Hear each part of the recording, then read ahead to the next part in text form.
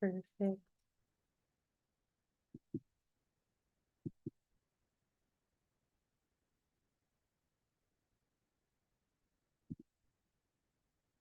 Okay, perfect. Thank you all so much for joining us. We will be getting started soon. We're so excited for this teaching by Uche about the essence of our movement, Pan-Africanism and global Black feminism. So I see folks are popping in.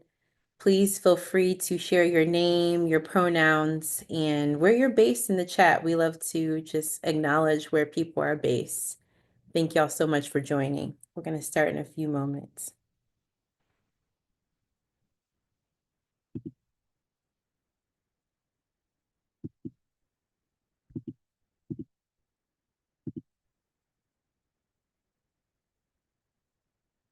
Thank y'all so much for joining. We're going to wait a few more moments.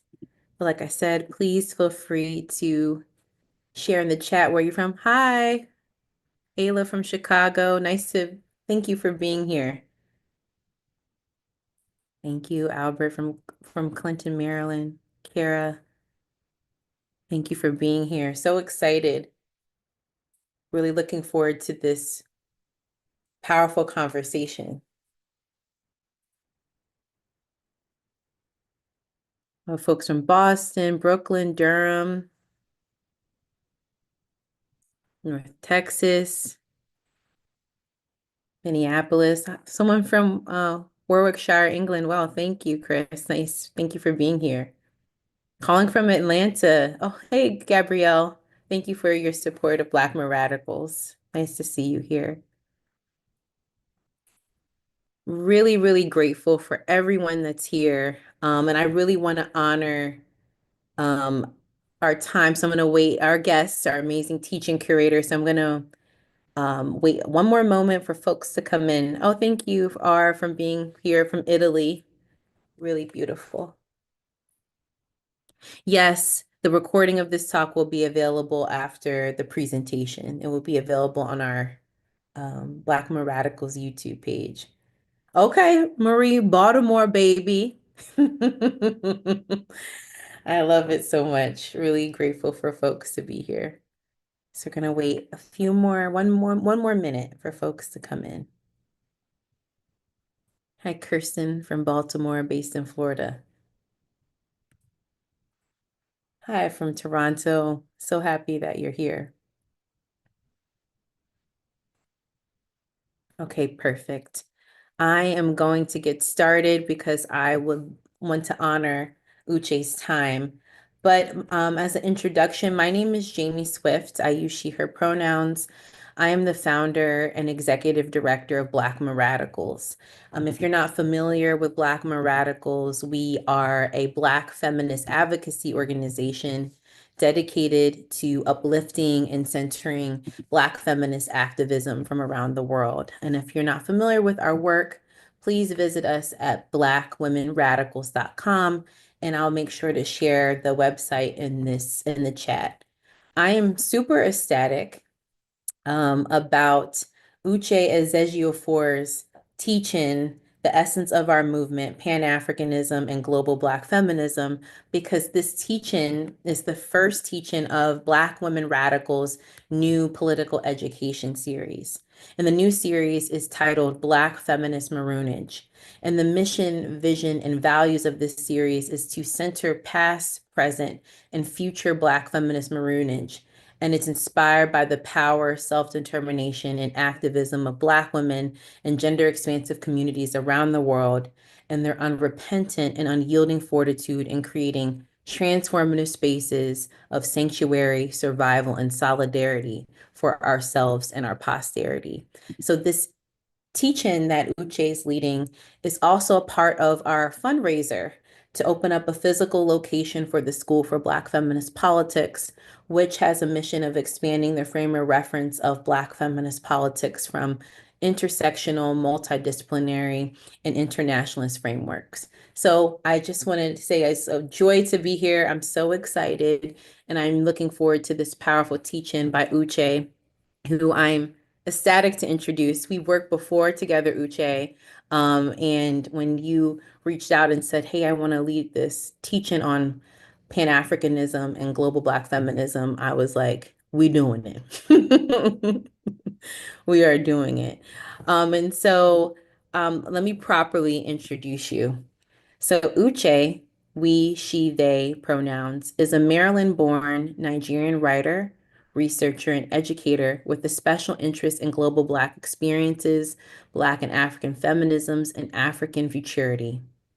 Their work embraces the Black feminist belief that the personal is always political and is rooted in radical love, exploration of pleasure, and embodied political perspectives. They share their writing through The Intimates, a digital journal-scape designed to reflect on the self through a global Black feminist perspective. Uche is also the author of Love Could Save Our Lives, a collection of poems and prose. Uche is currently a Pan-African Studies Fellow at Syracuse University's Department of African American Studies. And without further ado, I hand it off to Uche to lead this wonderful teaching on Pan-Africanism and global Black feminism. Thank you so much, Jamie. Thank you so much for everyone for popping in. Welcome. So let's honestly jump right into it. So as I said earlier, we're going to be looking at Pan-Africanism, global Black feminism, and we're going to essentially be trying to allocate a through line through a series of historical movements. So let's jump in. Our goals for today, we have three primary goals. The first one being to define. We're going to think about what is Pan-Africanism. We're going to explore a definition. We're also going to be looking at some of the lived experiences that create a global Black feminist perspective. Following that, we're going to do some connections. So we're going to think about where do these various movements and perspectives intersect. And this is where we're going to be able to draw that through line to be able to establish this essence that we're trying to get at in this teaching. And then finally, we'll do some imagining. So what does a feminist Pan-African future look and feel like? So we'll begin to think about that together, and I would love to hear your thoughts by the end of this teaching. Oh, I went backwards, y'all. Okay, so first up, we have define. So what is Pan-Africanism? In defining Pan-Africanism, it is so crucial to me to begin to even essentially just first embody this conception that the personal is always political.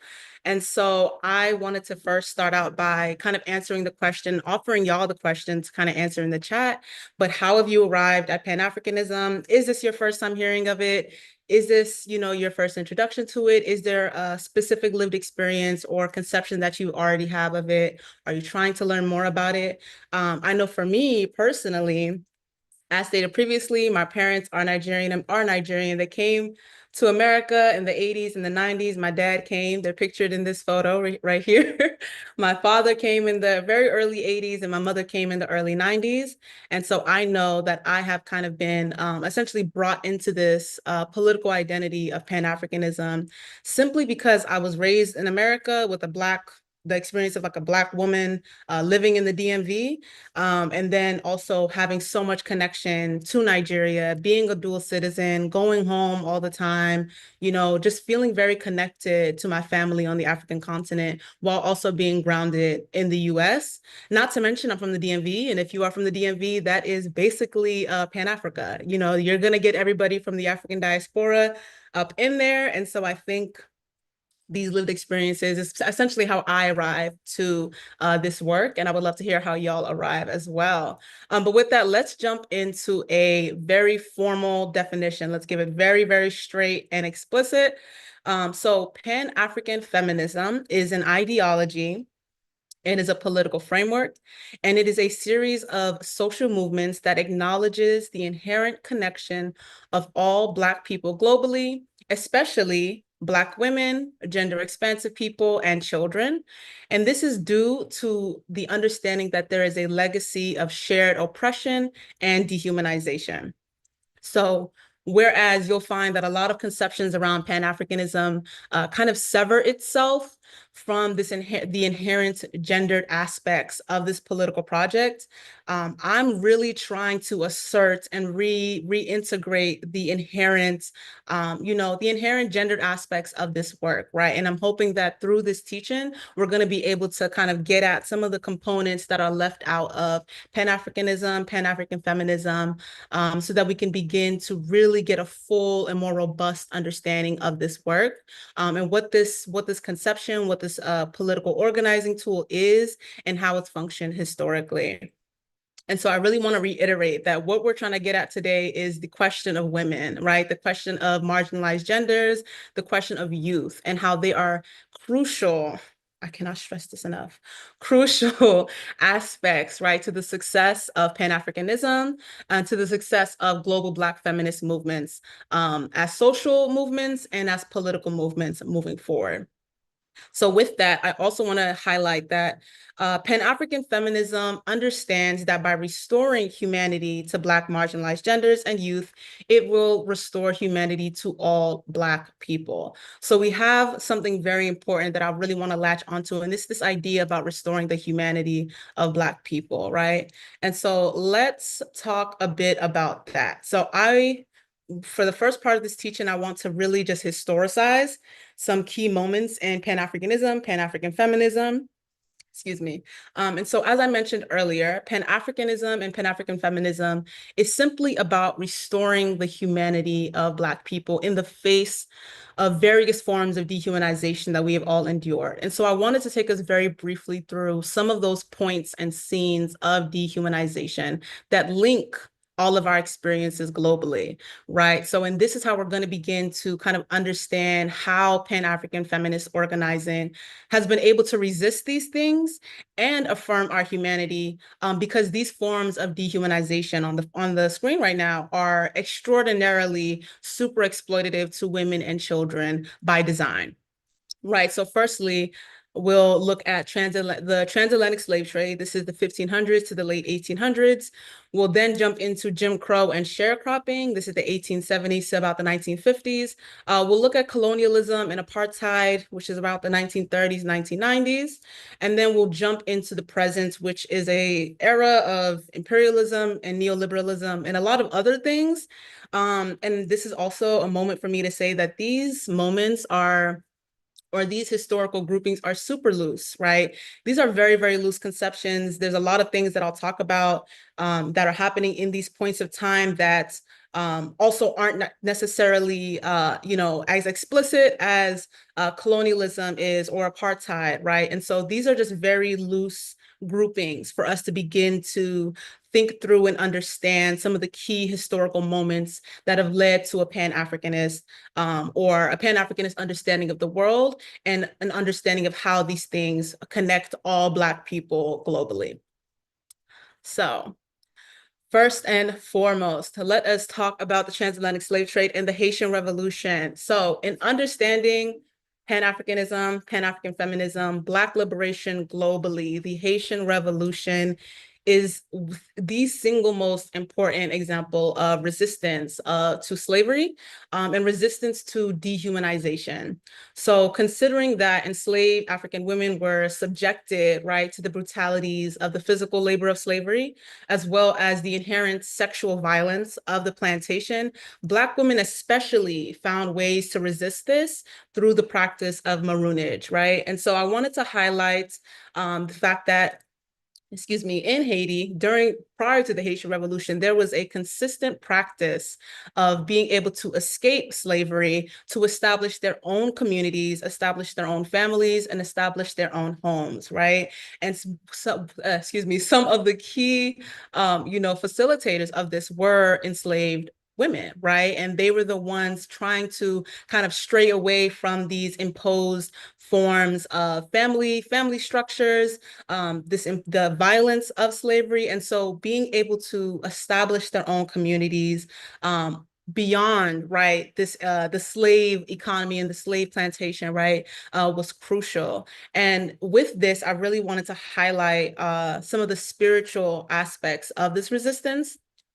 specifically, the spiritual and metaphysical resistance that was practiced by a lot of the Haitian women or the enslaved African women during this time, right? Their primary weapons in order to, protect themselves while they were in Marronage, while they were in their own communities, was just the belief that they deserved to be free, right? And their connection to their African origins. And this manifested through voodoo, right? This manifested through hymns, through singing, through dance, right? And this collective practice of, the things that essentially what I think of in my mind, the things that African women still do to this day when they're around each other.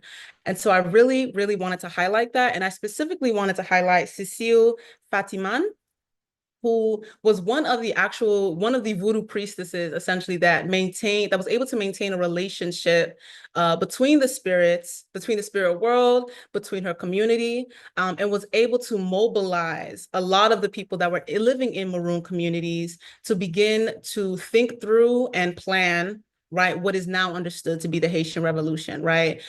This is where she attended the Bois Caiman. I hope I pronounced that right. I don't speak French.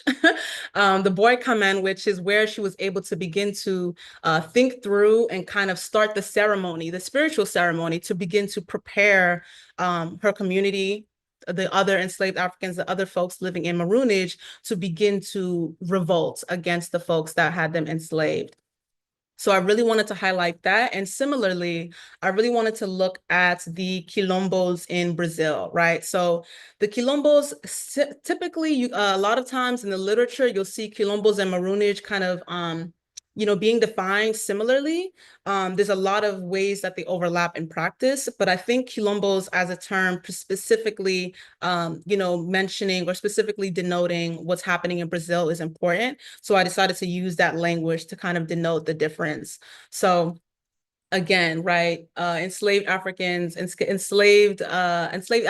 Brazil, intentionally, right, trying to be able to forge and establish their own communities. And this practice of, escaping and building their own communities is something that is still practiced today, right? So this practice of where they would begin to establish their own communities is something that has transcended, right, time. And so now where they are, of course, we're all free, we are living our lives, there is still an inherent practice of the Brazilian women or the Afro-Brazilian women in these communities being essentially the primary keepers of this tradition, where they would share their culture, where they would share their spiritual practices. And this was done through an intentional communal practice. And so in this specific era, we see, African women, Black women, right, being the kind of wranglers and keepers, right, to be able to get us to a point where we can have our own communities, have our own spaces, and be able to live freely as much as possible, despite, right, the material realities of enslavement. So I wanted to jump a couple hundred years, right, and look at the Jim Crow and sharecropping era. And I think this is a beautiful era to just kind of highlight that a lot of folks arrived to Pan-Africanism through the UNIA or the Garvey movements. The UNIA is also known as the Universal Negro Improvement Association, widely known as the Garvey movement, as I said. But this specific movement, the Garvey movement, emerged in the US at a very specific time, considering that, again, this is right in the smack dab in the middle of the sharecropping era, smack dab in the middle of Jim Crow. There was a sense that there needed to be a platform, a group, an organizational committee, some form of intentional organizing amongst Black people to respond to the exploitation of their labor through sharecropping. So, of course, the UNIA, established by Marcus Garvey and his family and all of them. I think that being kind of one of the biggest Black political homes during the era, and one of the first things that people come to mind when they think about Pan-Africanism is so important. And I really wanted to drill down on how some of the feminist perspectives of that kind of emerge out of the movement. So I really wanted to look at Amy Jacques Garvey, Amy Jacques Garvey being Marcus Garvey's second wife. So Amy Jacques Garvey essentially solidified her leadership in the organization shortly after Marcus Garvey was imprisoned due to mail fraud. But I think it's really important to contextualize her role in the movement as a leader, and also think about her arrival to a more developed or a very more specific and explicit form of feminism. And this form of feminism, she kind of coined, or some theorists kind of coined, as community feminism. So as a community feminist, her role typically emphasized uplifting both the men and the children in one's life by rejecting a model of self-interest and instead aligning oneself with a collective, relational, and independent model of feminism. I have this really great excerpt from The Veiled Garvey, The Life and Times of Amy Jacques Garvey by Ula Yvette Taylor. And I wanted to read a portion of it because I think it really gets at how Amy was able to arrive at this Pan-African feminist, or this community feminist kind of conception, and the reasons why she was able to get there in the first place. So let's take a look. Amy Jacques Garvey, along with other race women at the dawn of the 20th century, mastered what I call community feminism, a term that names the territory that Jacques Garvey was carving out, a territory that allowed her to join feminism and nationalism in a single, coherent, consistent framework. At times, community feminism resembled a tug of war between feminist and nationalist paradigms, but it also provided a means of critiquing chauvinistic ideas of women as intellectually inferior. Essentially, community feminism permitted Jacques Garvey to balance her commitment to Garveyism and Pan-African ideas and her commitment to her own personal development and feminist interests. And I think this is so important because I think it kind of contextualizes her arrival to this idea, or this identity as a community feminist, and how it is in direct response to some of the patriarchy and chauvinism that, was being experienced in the Garvey movement.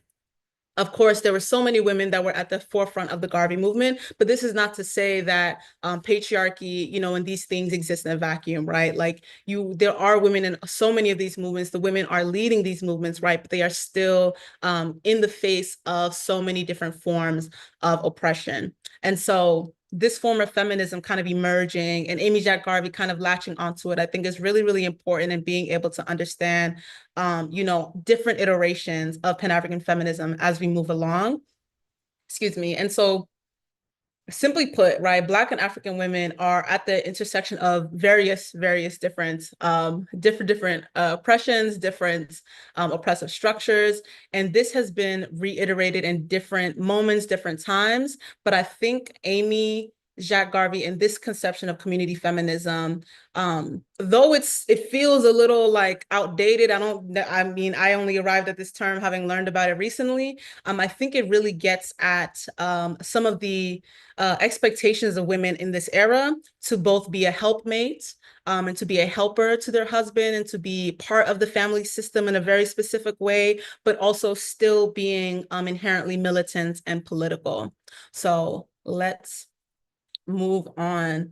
I also wanted to highlight, of course, my girl, Claudia Jones. Claudia Jones, my girl. So in the Jim Crow era, I also wanted to just highlight the work of Claudia Jones. For context, Claudia Jones was a journalist. She was the secretary of the Women's Commission of the Communist Party. A lot of her writing and a lot of her work was grounded in the fight for Black domestic workers.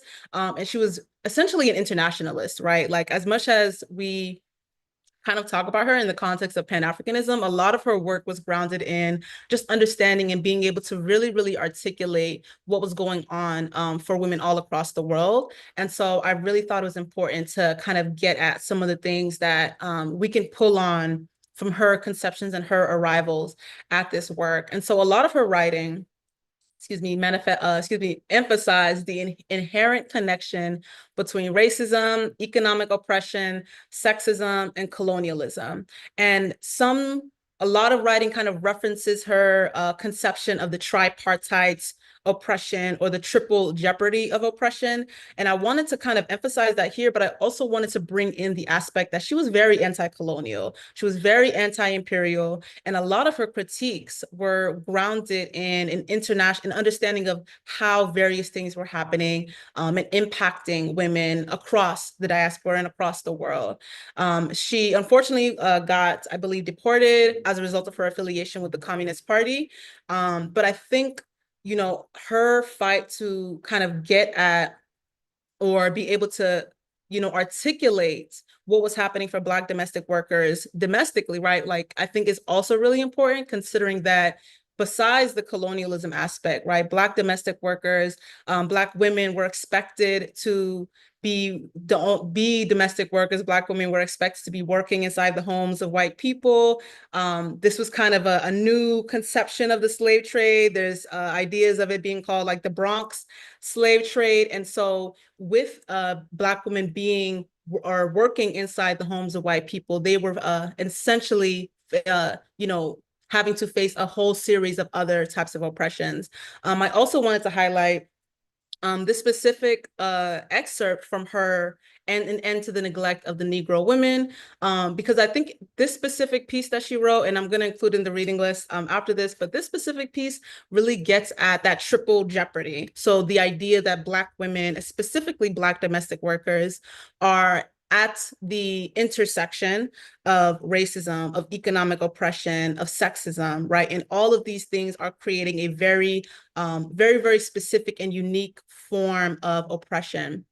So I'm going to read this out just to, you know, ground us in some of her words, because she was a very powerful writer, very powerful theorist. And I really recommend everyone to read this text. It's something that I read a couple years ago for the first time, but coming back to it as I was curating this, I really was like, wow, this girl is spitting. But let's read it out. So it says, it is incumbent on progressive unionists to realize that in the fight for equal rights for Negro workers, it is necessary to have a special approach to Negro women workers, who, far out of the proportion to other women workers, are the main breadwinners in their families.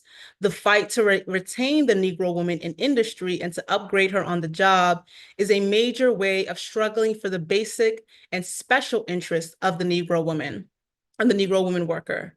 Not to recognize this feature is to miss the special aspects of the effects of the growing economic crisis, which is penalizing Negro workers, particularly Negro women workers, with special severity. So again, a lot of her work, right, being part of the Communist Party, was really emphasizing this piece of, you know, the exploitation of workers, the exploitation of our labor, a very anti-capitalist critique, and understanding the way that Black women's labor was inherently sexist and inherently exploitative, and her using her writing, her using her just organizing abilities to be able to kind of shed light on that and create some create work that we can all still reference today, right? So let's slide over to colonialism.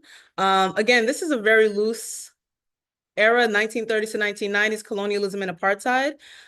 So I really wanted to get at the fact that women in pre-colonial Africa inherently had power in their communities, right? This power manifested politically as they were able to be part of political organizations, political associations. They were able to, you know, lead politically in their communities. There was a sense of democratic social relations, right? So there weren't these patriarchal expectations placed on African women inherently. And there was also a sense of economic freedom that African women had, right? African women were known to be in the marketplace, known to be able to have access, to be able to make their own money for their own terms, on their own terms, excuse me. And so I really wanted to ground us by understanding that.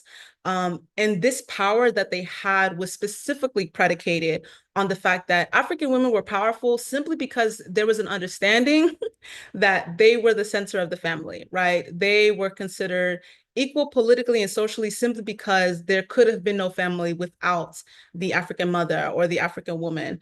And so, of course, these conceptions kind of, you know, falter as we move through the eras, but I think it's really important to start with that understanding to get at what colonialism did to disenfranchise and dispower, to take away the power of African women. And so I wanted to highlight the Aba Women's War Folks have probably heard of this as the Aba Women's Riot or the Aba Women's Rebellion. The riot language is, a little dismissive in my opinion. So I really want to get at it being a war because it was simply that. So the Aba Women's War took place in Nigeria. I really wanted to use this as an example of resistance to colonialism, simply because it gets at this power economically and politically that was rightfully already in the hands of a lot of African women. And so to contextualize this a little bit, following the introduction of a very, very exploitative taxation on the labor of market women, there essentially was almost 20,000 women that mobilized and went to war with the warrant chiefs, as well as the British colonial administration. And to break this down a little bit more, in Nigeria, there was indirect rule colonially. This meant that instead of, white folks or the British colonial administrators being the ones that facilitated all of the on-the-ground movements, there were indirect warrant chiefs that kind of did all of the work for them, while British colonial administrators kind of oversaw what they were doing. So once there was a realization that these warrant chiefs were out trying to overly tax these women, the labor of market women, there was an uprising. So what originally started with only a few hundred women getting upset about this thing and feeling attacked, right? And feeling like they're being economically exploited, feeling as if, this idea that they could be taxed on their labor in this way, and also to kind of undergird this, African women in this context in Nigeria, African women were not taxed on their labor, right? There was an understanding that because they were at the center of the family unit, because they inherently had power, there was no need to tax the very little work that they were already doing.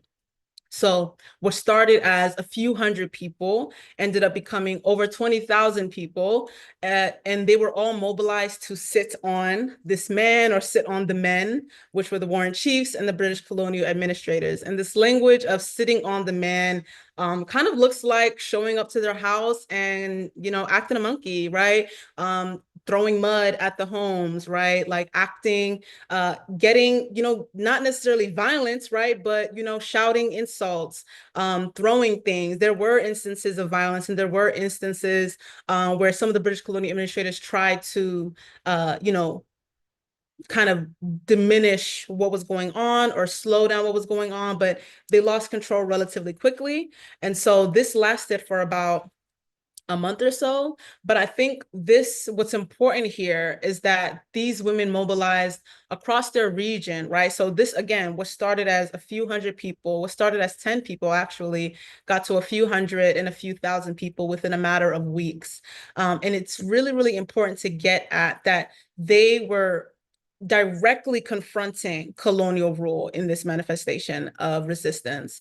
And this specific uprising, the Aba Women's War, though it happening in 1929, essentially led to further instances of colonial resistance led by more Nigerian women. So these examples existed in the 30s, in the 40s, in the 50s, and these were all around the Nigerian colonial territory. And so I think it's really important to kind of think about the power of women to be able to kind of mobilize 20,000 women within a matter of weeks to directly confront, right, this exploitation that they were experiencing.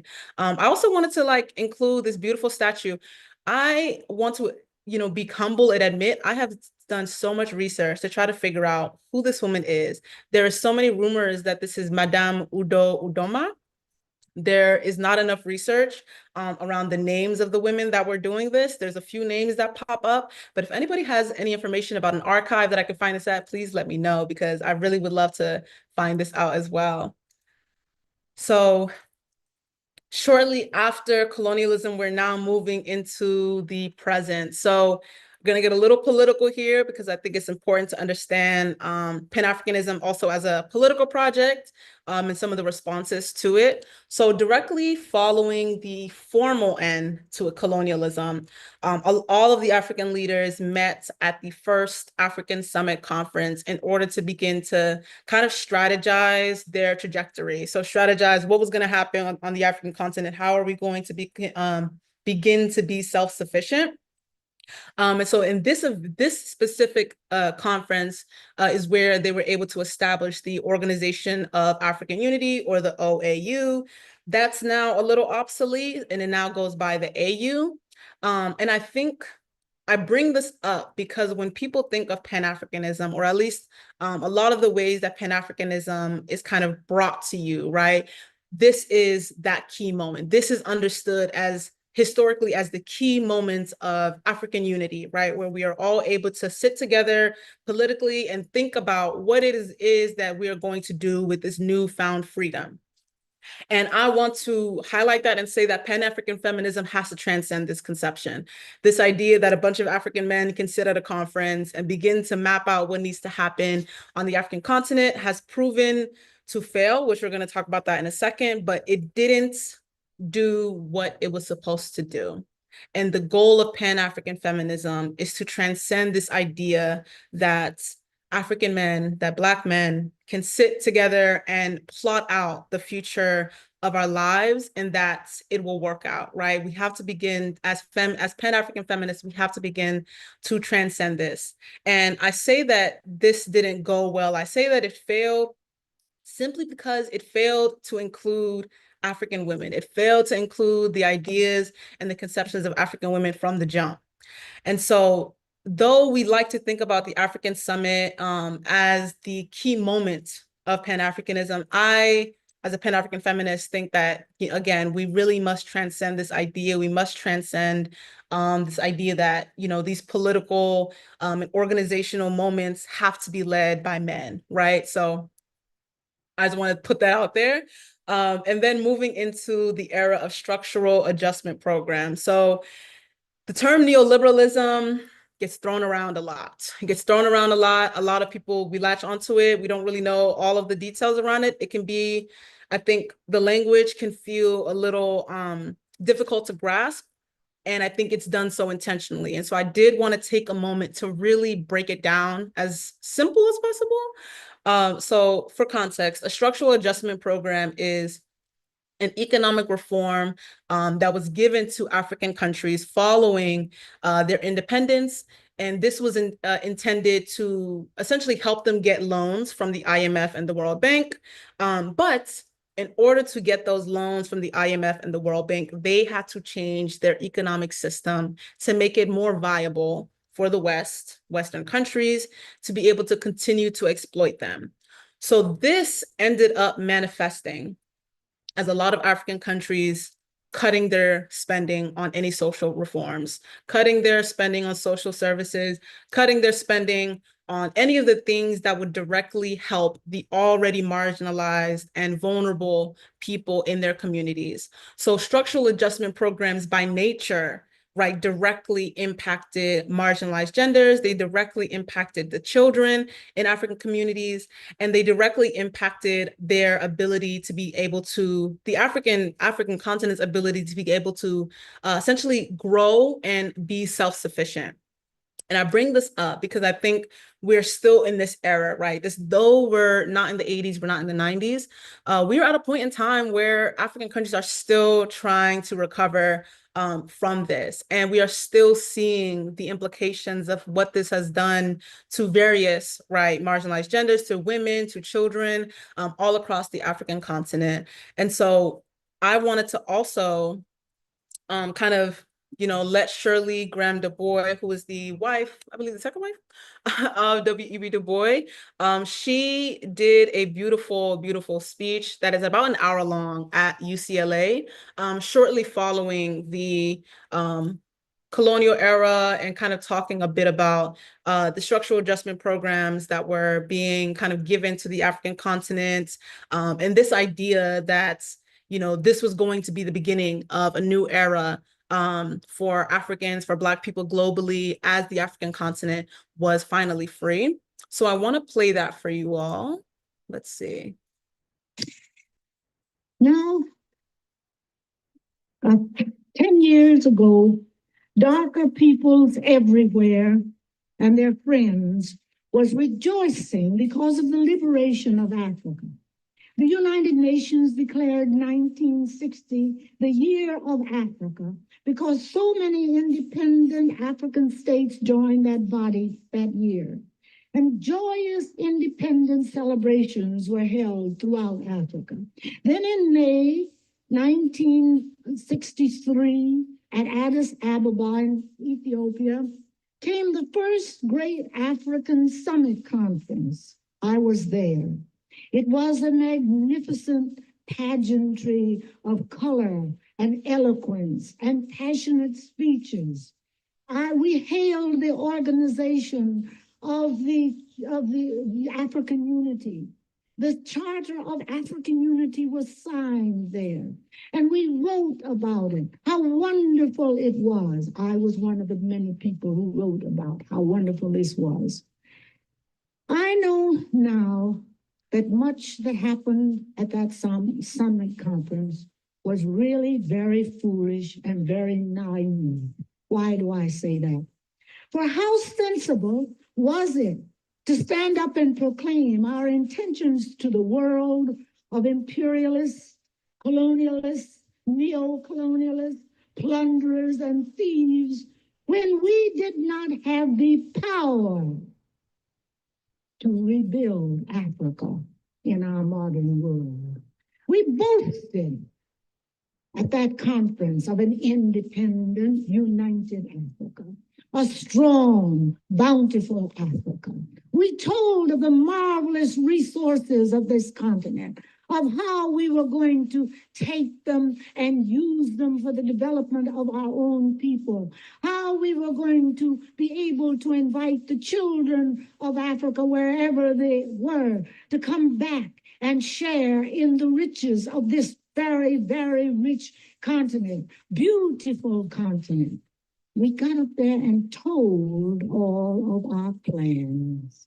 And before the ink on that charter was dry, the enemies of Africa had united to bring us down. And in a short time, wave after wave of coup d'etat swept across the continent, and country after country fell under the man's hammer. Imperialists, neo-colonialists, call them what you will, whether they come from west or east or north or south, they are the same greedy exploiters. Had my generation learned so much that we thought we would liberate Africa by cooperating with the age-old exploiters of that continent, they who had grown fat and sleek and prosperous had never will have, and have not now any intention of retreating into their predominantly cold, gray fastness of their northwestern zones.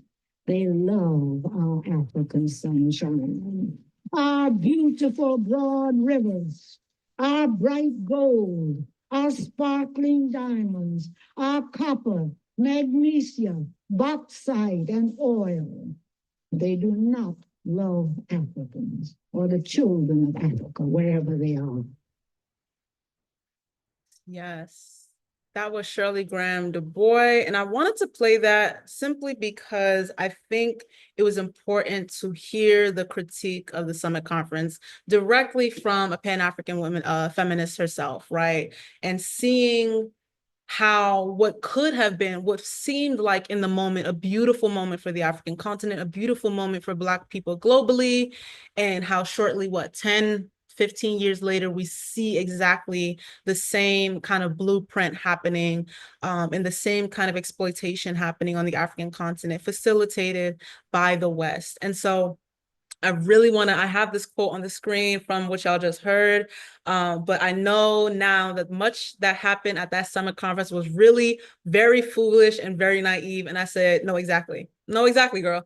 And why do I say that? For how sensible was it to stand up and proclaim our intentions to the world of imperialists, colonialists, neo-colonialists, plunderers, and thieves when we did not have the power to rebuild Africa in our modern world. And I think that is just so beautifully said. And I think it's really important I thought it was important to bring this up contemporarily as we see what's happening with the current administration and USAID and all of the different programs that are intended to help, right, and provide aid and foreign aid to African countries. And I really want us to take a second to really think about whether or not this is aid or whether or not these are instruments of imperialism. And if they are instruments of imperialism, how is this imperialism not only impacting the African continent totally, but how is it impacting the most marginalized people on that continent?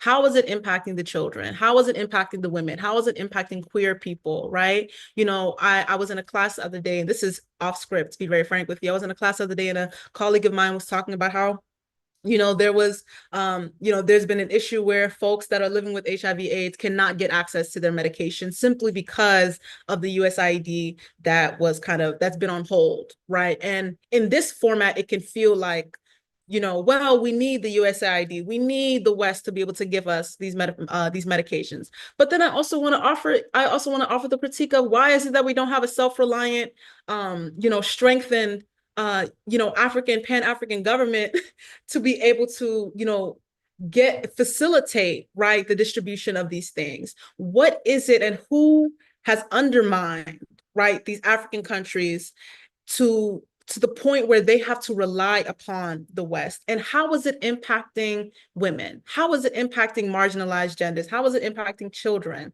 And so I really, really wanted to name this, and I really wanted to spend a little time on this, because when we can't name these things, when we can't name imperialism, when we can't name neoliberalism, these things become invisible.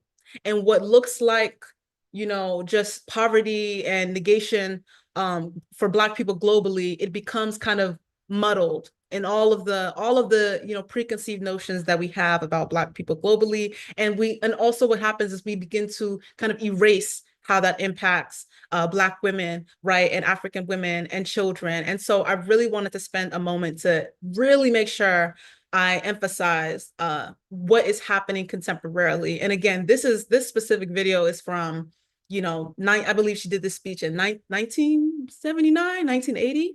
And so this specific critique of the African Summit Conference, this critique of imperialism, is the same critiques that I have in 2024.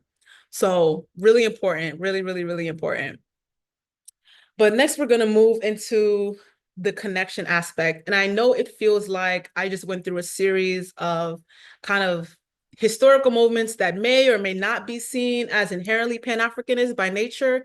But the reason I did that is because I really, really want to emphasize that our struggles are inherently connected regardless of where they are, right? And that Pan-African feminism as a movement, right, has manifested at different points in time, but as an essence, right, as the undergirding of all political movements for Black people, for Black women globally, it is always present, right? And so what may be named a Pan-Africanist movement at one specific point in time is not always, is not specifically the only Pan-African movements that are happening. And I want to kind of take this moment to begin to kind of link together some of the things that I spoke about previously and really get at this conception. So I wanted to shout out my girl, Missir Mugo. She has joined the Ancestors a few years ago, but she has a really beautiful piece called Re-envisioning Pan-Africanism: What is the Role of Gender, Youth, and the Masses? Published in 2002, and I think it's a perfect example of what can come about when we begin to think more critically about how we can move Pan-African feminism and Pan-Africanism, global Black feminism, how we can move it forward. And so to connect this, I wanted to read this out to y'all. So she talks about Pan-Africanism in two ways, and I'm going to read that out. My point is that Pan-Africanism may be seen as manifesting itself in two major ways, which are equally important: the movement itself and through its lived aspects. As a movement, Pan-Africanism has been characterized by fluctuation, registering bouts of life and dormant lulls.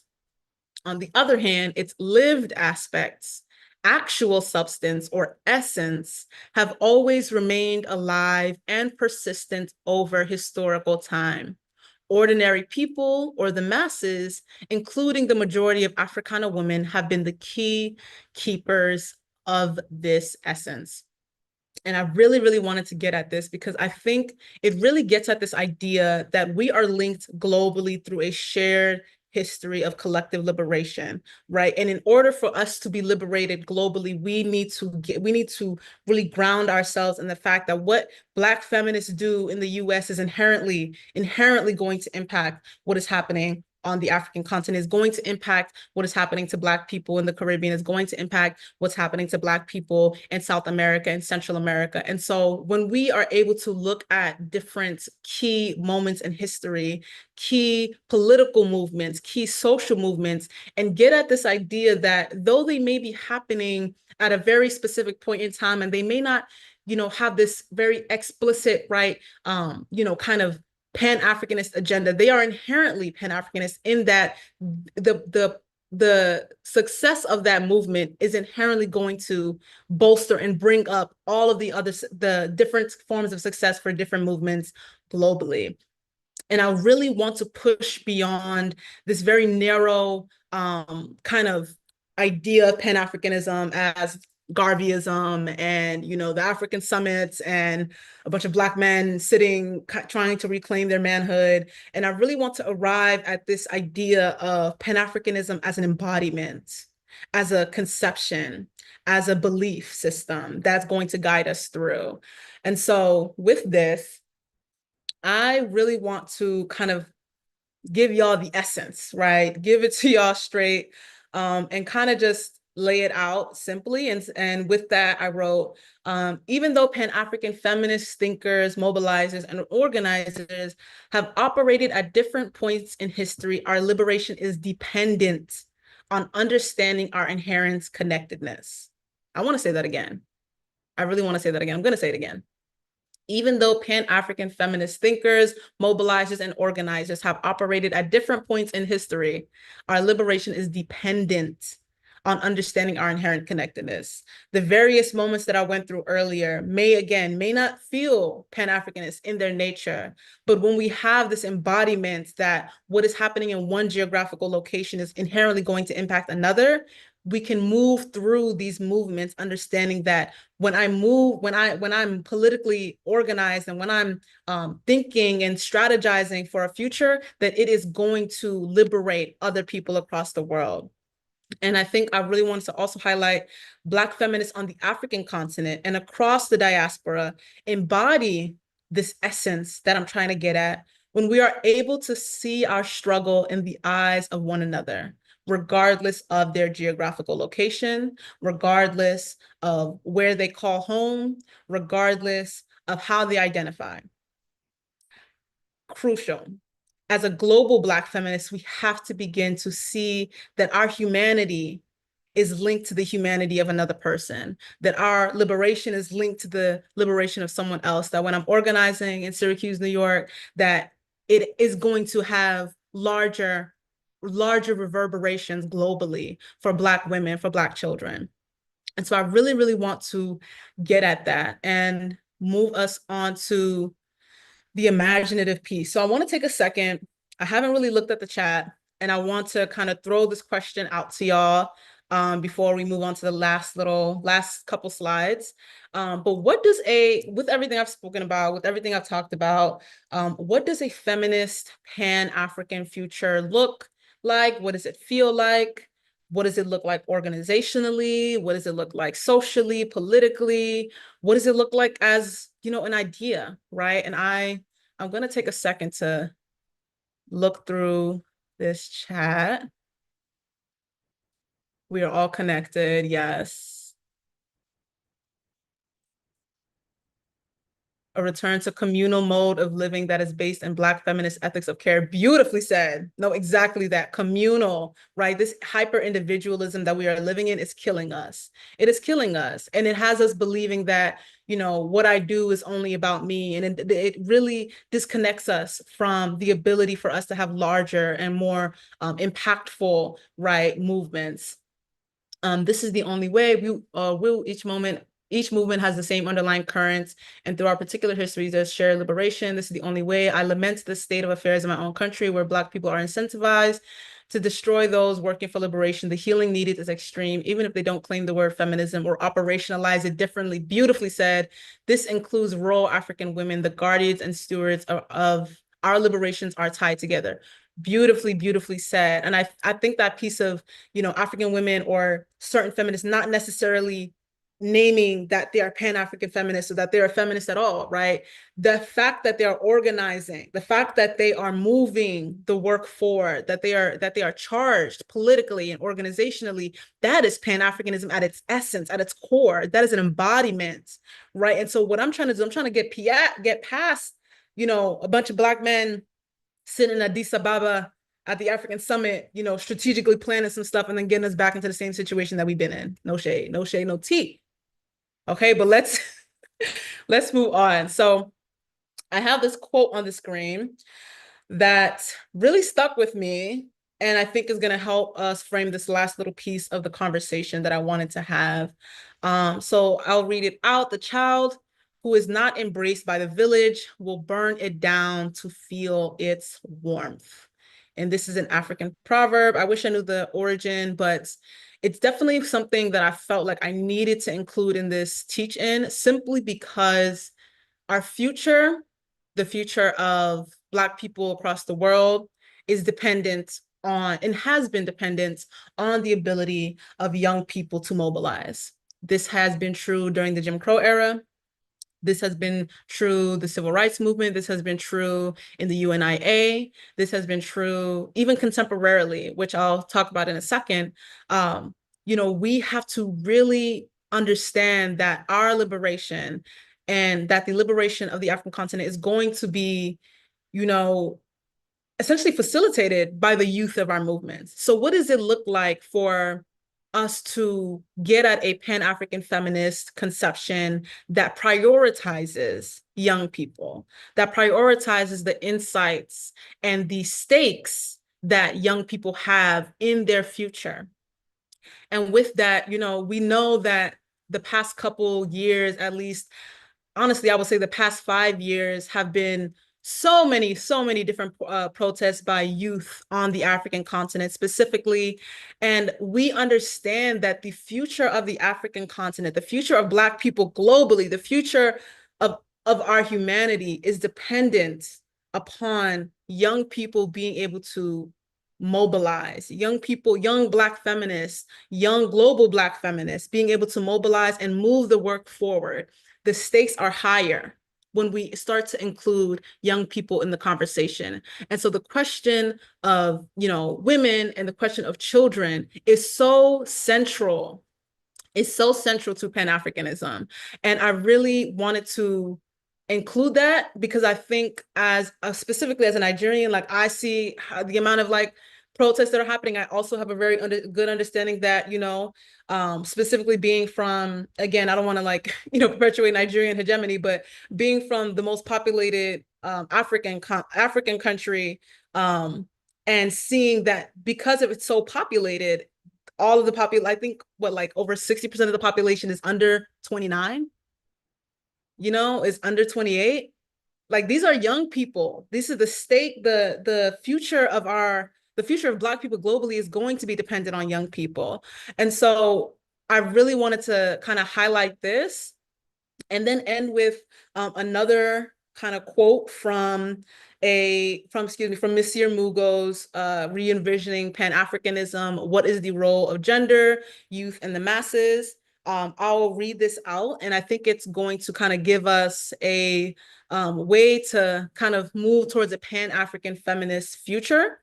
So let's read it out. Another question arises out of this. Why then have women remained so peripheral in pertaining definitions and studies of Pan-Africanism? The interrogation of the peripheral status of women, youth, and the masses in defining and enhancing the project is especially important, seeing that they represent major social constituencies that have historically suffered neglect whenever political agendas are under construction or reconstruction. we also argue that the inclusion of women, youth, and the masses is essential if a revival of Pan-Africanism is to succeed, even if only for the reason of the critical mass numbers alone. And I think she just said it beautifully. I think, understanding that the women and the youth, marginalized genders, and I would include that, right? This text is dated, but I think there's room for us to move the work forward if we're able to latch onto this as a framework. There's room for us to be able to move the mission of global Black feminism, of Pan-African feminism forward if we're able to understand that not only is it important for us to think about women and children as in a numbers perspective, but Black women, Black children, the stakes are high. The stakes are high if we begin to think about children. The stakes are even higher, and there's even a better understanding of the way all of these oppressive and exploitative systems manifest in the lives of Black women and Black marginalized genders. And so with that, I wanted to end there. I have a little feedback survey you can fill out if you want to. You don't have to. But yes, thank y'all so much. Yeah.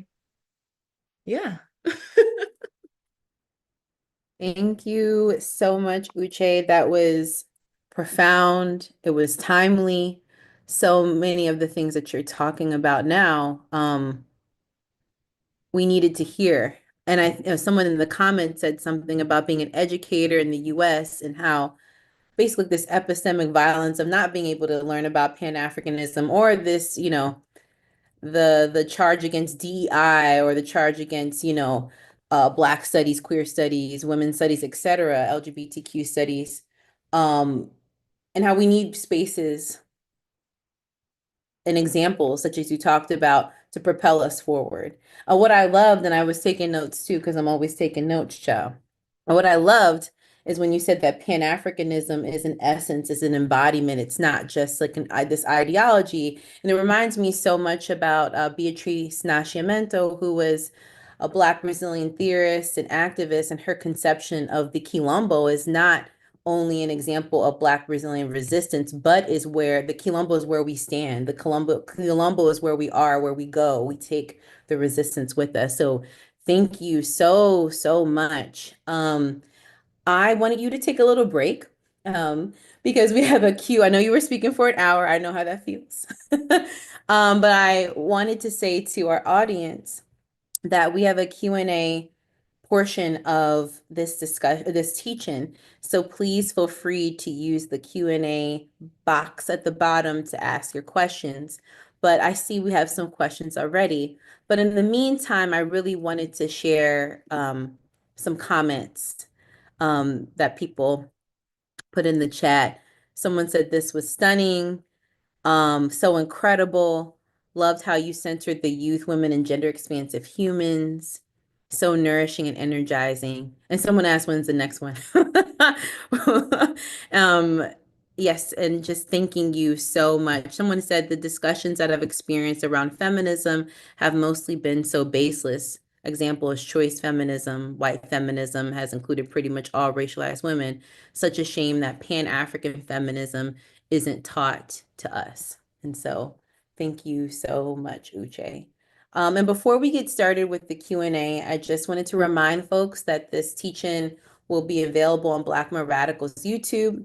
Uche will also be sharing a reading list, right? So you can get all this amazing materials and knowledge from Uche. And I also wanted to share again that this teaching is a part of our Black feminist Marronage political education series. And it's also a part of a fundraiser to open up a physical location for the School for Black Feminist Politics, which Uche's teaching is a part of. Now and more than ever, we need spaces of Black feminist Marronage so we can continue in learning about Pan-African feminism, to learn about who we are and where we come from without interference from the powers that be. So if you could please support the campaign, I'll share the link in the chat again. I will send, actually, you know what? I'll do it now before I forget. And then we're going to get started with Uche's questions. And also all of our teachings are free. We pay folks to lead these incredible teach-ins, and all of our teach-ins are free to the public. So let's get started, Uche, because you have some questions. We will not be able to get to all the questions, but we have some questions. So someone asked, Kayla J., what is one piece of advice you would give to young folks seeking to learn from and join the Pan-African feminist movement in these times? I think that's a great question. I think honestly, if there's anything I could say, start at home, right? Like start with your own community. What are some of the, small organizations that are happening around you that you feel you can become involved in? And also think a little critically about like how you want to be involved in the movement. I think there's this idea of like, being politically organized, that one must be in the streets, one must be, at the forefront of these things, when in reality, so much of the organizational magic happens in a conversation like this, right? Or going to, learn from some people, or just being in community with folks. And so I would say start at home, because I think, again, at the core of this is I just want folks to understand that like our movements, wherever they are located, is moving us forward, right? If you want to we want a Pan-African feminist future, we have to be able to, latch on to how we can propel the movement forward wherever we are. So I would say, start where you are. And I think that's a beautiful starting place. Thank you so much for that question. So the next question is from Gabrielle. This whole teach-in was so impactful for me as someone who has situated my political identity within Pan-African feminism. I wanted to ask, how do we broach the continued masculinist characterization and presence in Pan-African spaces? Do we create our own autonomous spaces?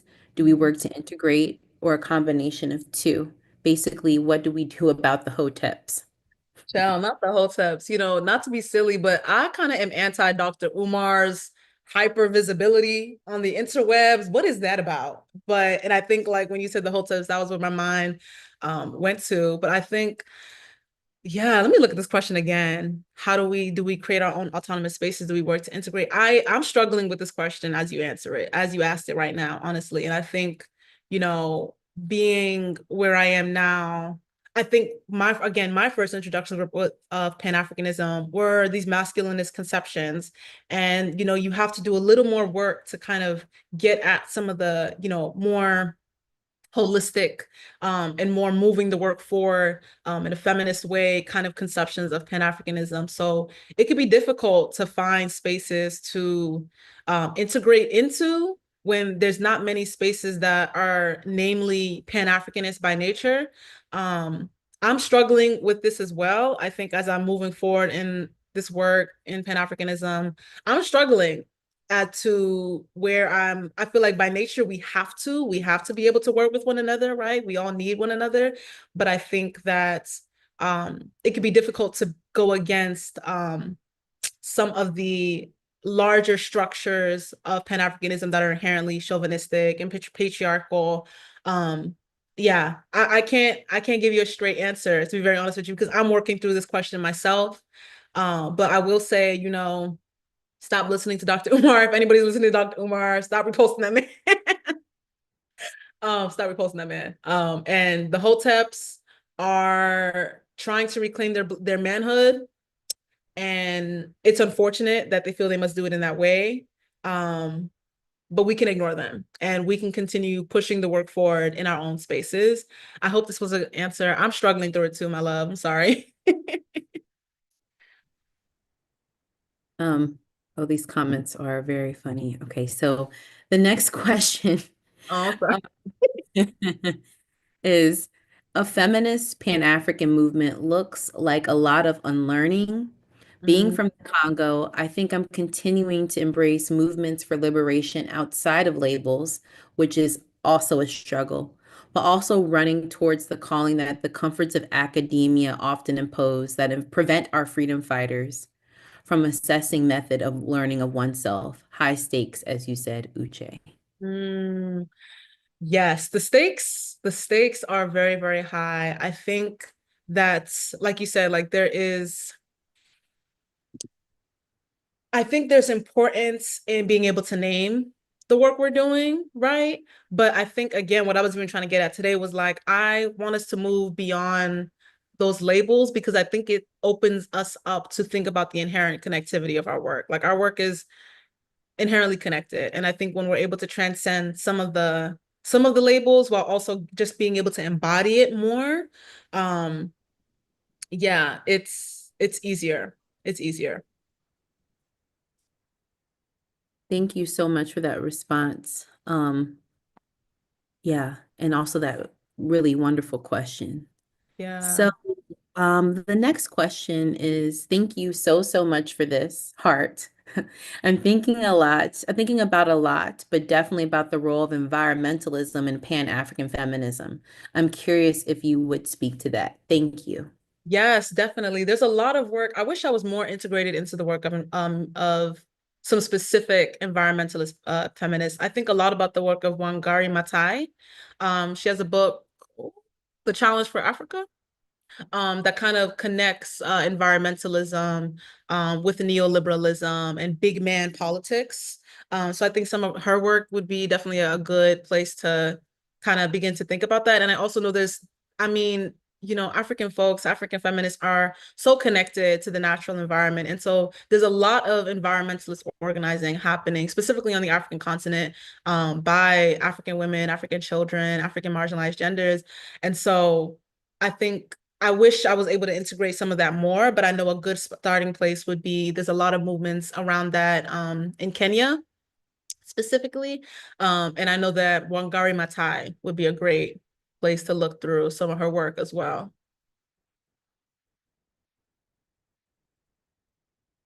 Thank you so much for that question and response. I'm going to be a little selfish and ask a question myself, if that's okay, y'all. I will get to the other questions, but I really wanted to ask Uche a question. I wanted to know your opinion, Uche, about how we view locales and spaces who are seen as like the height of Pan-Africanism. I'm thinking about Ghana, right? Mhm. Um, Contradictions of this country and its symbolism and being a beacon of Pan-African liberation, but at the same time there are currently in present day legislation that discriminates against anti-LGBTQ folks, and also this a couple of years ago was this notion that this great return or back going back to Ghana, where folks, particularly Black folks, Black Americans, particularly going back to Ghana, but also this exploitation of indigenous folks in Ghana, and amongst other things. So how do we contend with the contradictions of Pan-Africanism when we have legislation in Ghana that currently marginalizes LGBTQ folks?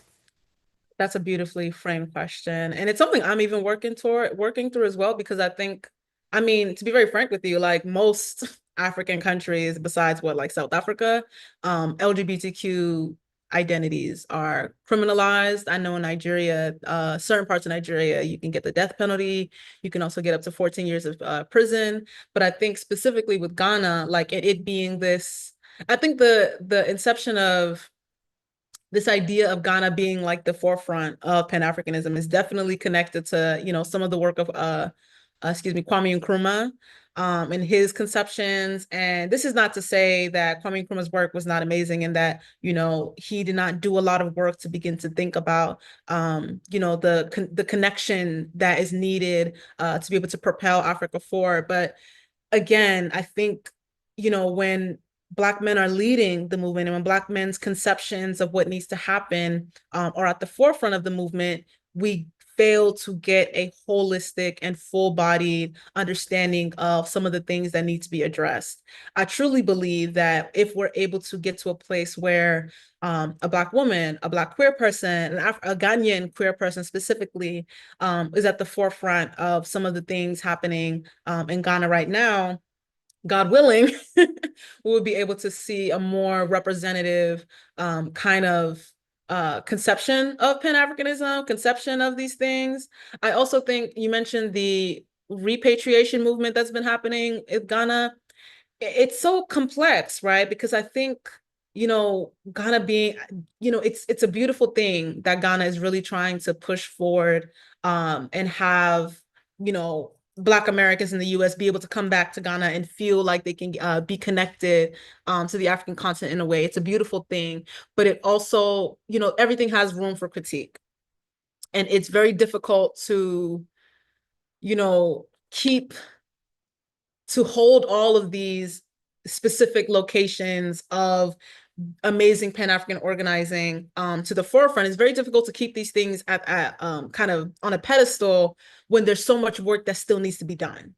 Right, like the work is good, but there's so much work that needs to be done. Like you said, like I think these anti-LGBTQ legislation is something that's going on across Africa, and it's a huge point of contention, right? Because we're not going to be able to move forward fully unless we're able to contend with these things, and be able to, create legislation, create policies that, value these people as full human beings that do not, and not, excuse my French. Oh my God, I was about to curse.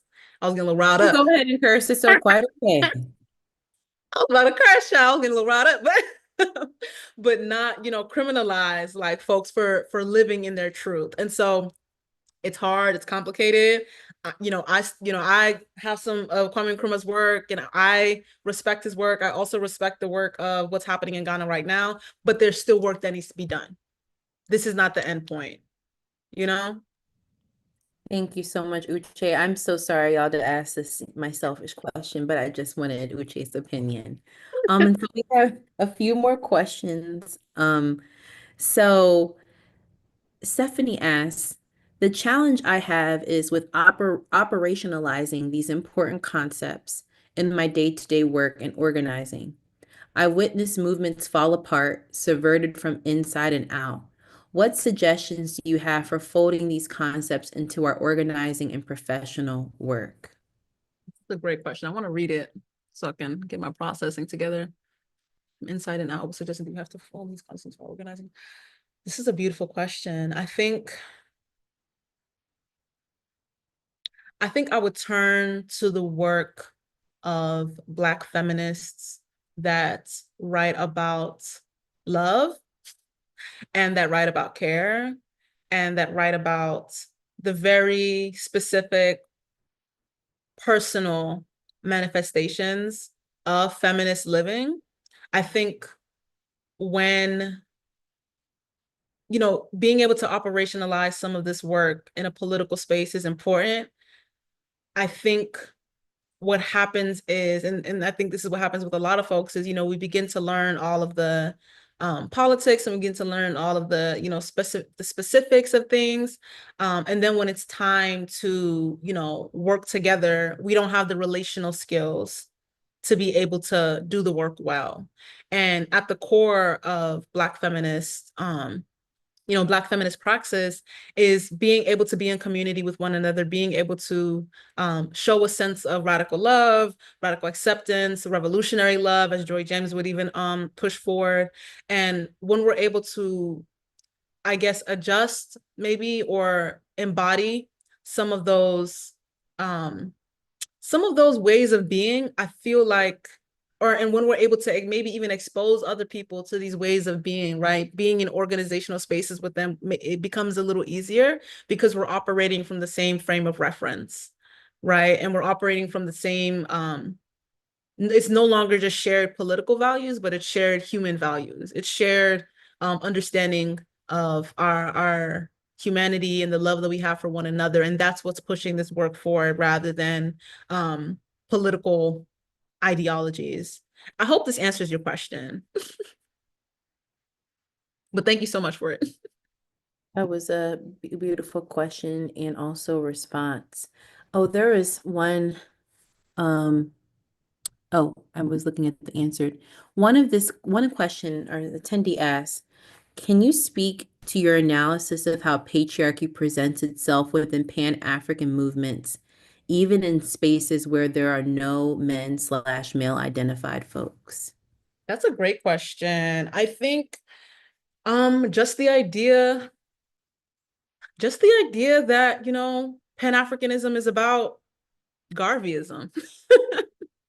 Or that Pan-Africanism is about, I think like even me, like my first introductions to Pan-Africanism and what, you'll learn in any classroom at any point where you're given the opportunity to learn about it, your first introductions to it, frame it in this way of, there's a few key actors like Garvey and Du Bois, and they had a couple summits and conferences and congresses.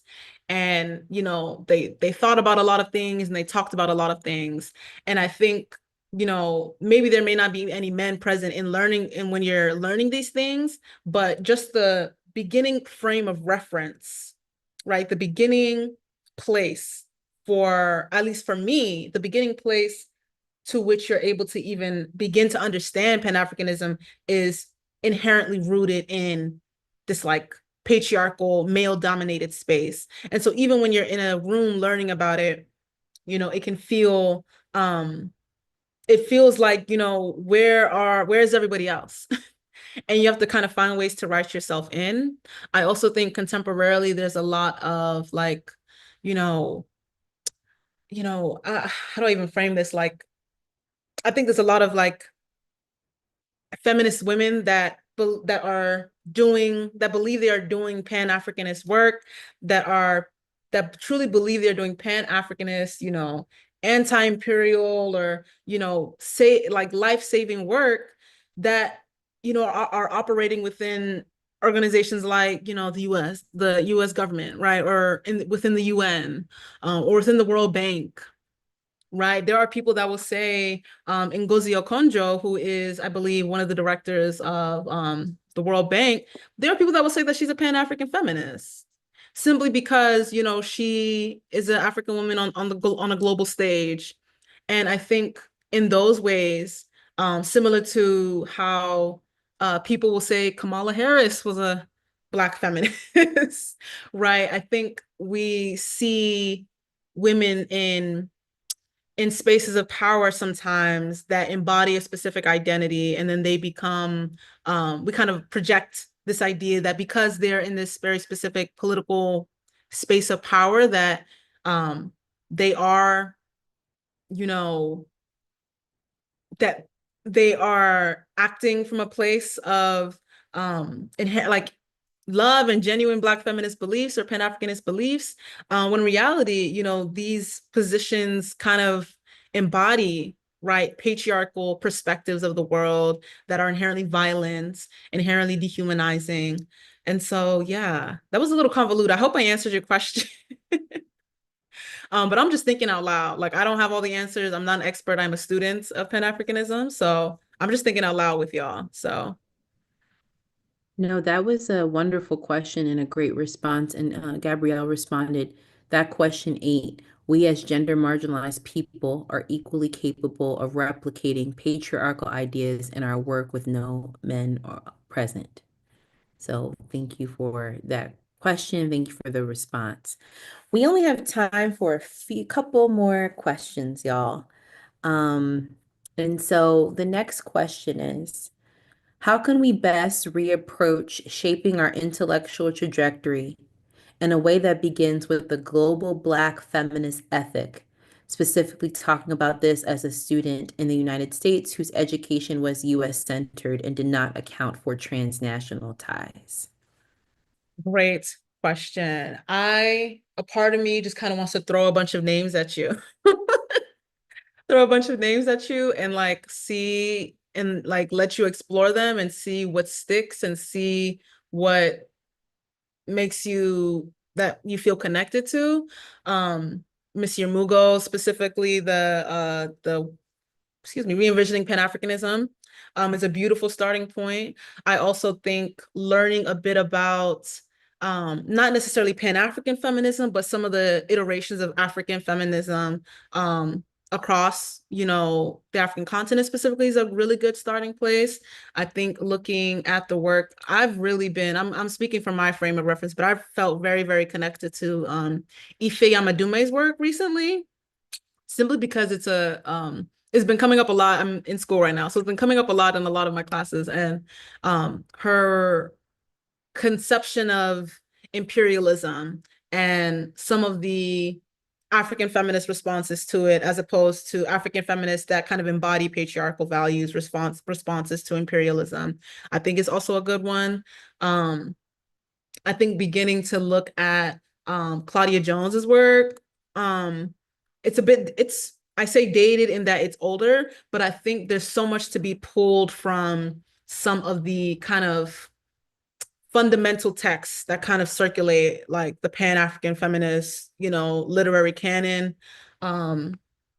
Yeah, I would say look into, like, I don't know, I want to throw a bunch of names at you, but they're not all coming to me at once. And I also want to also say that, I would even say, like, don't even constrict yourself to just beginning to learn about necessarily, again, like Pan-African feminism as it exists, but thinking more about finding global Black feminists that you feel connected to their work, and then finding the through line between those. I hope that helped. I hope that answered your question. I'm a student as well. I'm trying to figure these things out. We're all students. We're all students. And we will be students until we transcend. Exactly. This is more of a comment. Are you tapped in with Black Alliance for Peace by chance? This Pan-Africanist organization will actually be having an event in Baltimore on the 15th titled African Mothers on the Front Lines.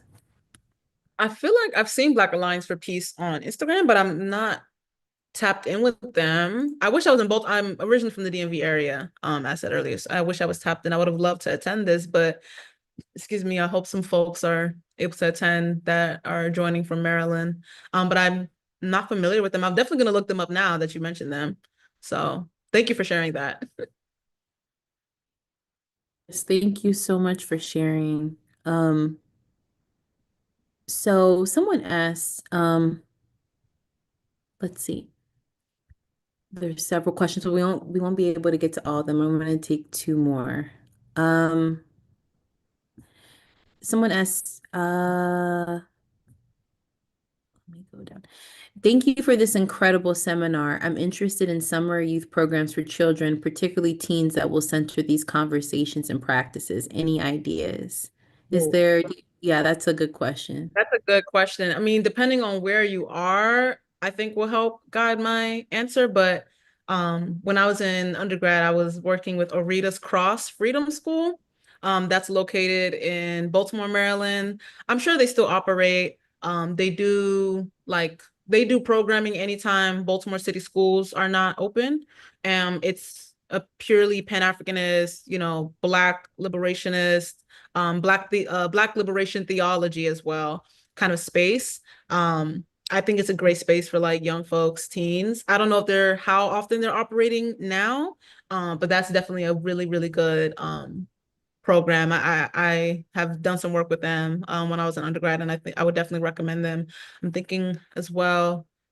Yeah, it would have to depend on where you're located. I would love to be able to like start a little database of where to like find more Pan-African spaces that are outside of like, these institutions and academic places.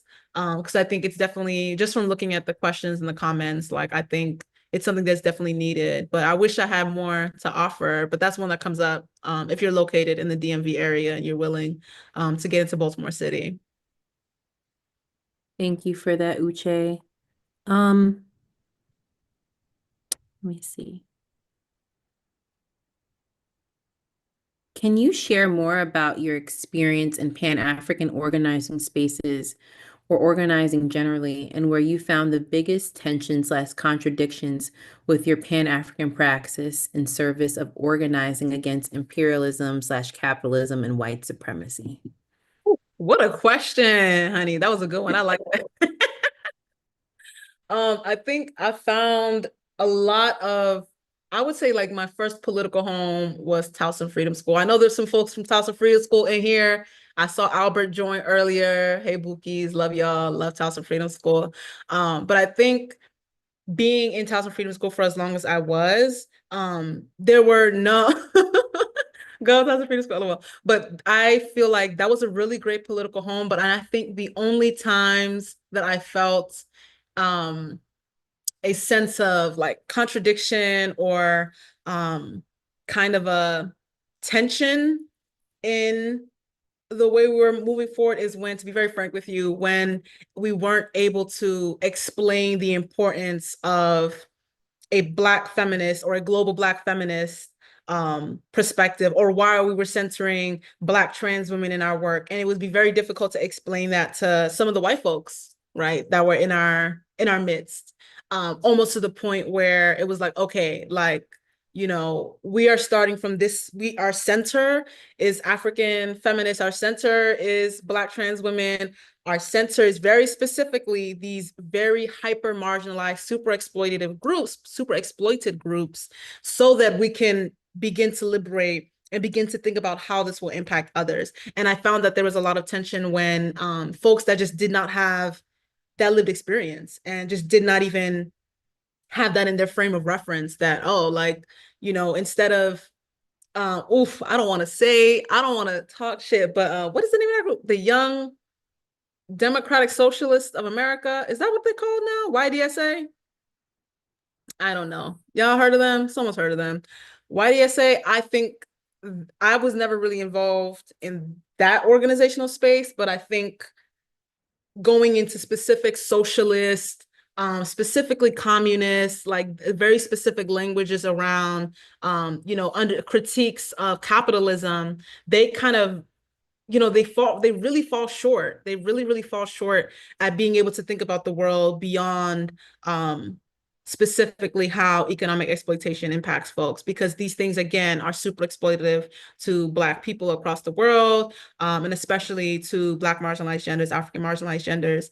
And so, yeah, I think when interacting with folks that don't have that lived experience, specifically white feminists, right, and white men, that's where I found the tension. And it would feel like, oh, wow, like you don't even have this frame of reference. You haven't even heard of Black feminism. Like, this is why you're struggling right now. So, yeah. Thank you so much for that response, that question and response. That was, you know, we needed that question, Chuck, because it's so much tension. But we are actually at the end of our teaching, this brilliant teaching. Uche, I just want to say thank you so much for leading such a powerful discussion. And folks, like I said before, Uche's teaching will be available on our YouTube channel. Also be on the lookout for a reading list coming soon. Please, please, please support Uche and their work. And I shared their website in the chat, but I also just want to uplift their work because they're doing amazing things. And also just the time that it takes to lead these teachings. It's a lot. And so I really appreciate you saying yes, or reaching out, and being the first in our Black Feminist Marronage series. I want to shout out and thank Loshonda and Karina, our amazing ASL interpreters, for all the wonderful work that they do. And like I've been working with Gloshonda for over a year now, and it's been a joy. So thank you for your hard work and collaborating with Black Men Radicals. And I also wanted to say thank y'all for constantly supporting Black women radicals and the School for Black Feminist Politics. We want to continue to be able to do this work, offering political education on the power of Black feminist politics, I should say radical and revolutionary Black feminist politics. And so I just kindly ask that if you can please support our fundraiser to open a physical location for the School for Black Feminist Politics, that would be amazing, because in these times, we need to go back to what Uche was talking about, these examples of Marronage, these examples of quilombolismo, as a way to forge our pathway and our pathways to freedom. So thank y'all so much. I appreciate you all. And please be on the lookout for an announcement for our next teaching, which I'm also excited about. Thank you, Uche. I want to give you your flowers. Thank you so much. Thank you so much, Jamie. It was amazing.